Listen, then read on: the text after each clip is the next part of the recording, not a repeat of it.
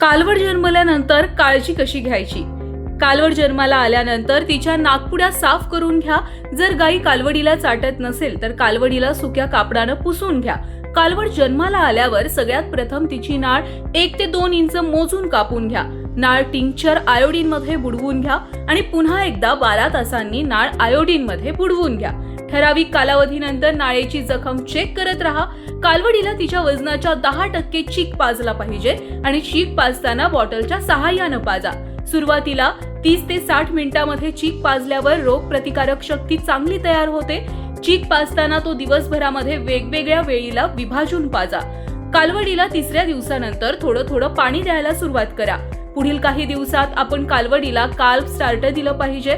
लहान कालवडीचं पोट हे परिपूर्ण तयार झालेलं नसतं. काल्फ स्टार्टरमुळे हे पोट विकसित व्हायला मदत होते.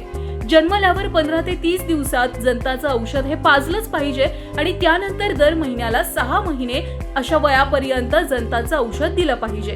कालवडीचं वजन दर महिन्याला मोजलं पाहिजे आणि यातून वजन वाढीचा वेग समजतो. तसेच वजनानुसार जंताचं औषध सुद्धा देता येतं. कालवडीची माहिती लिहून ठेवण्यासाठी तिच्या कानाला टॅग बसवणं गरजेचं आहे. जन्मल्यावर कालवडीचं वजन करून घ्या, त्याची नोंद लिहून ठेवा.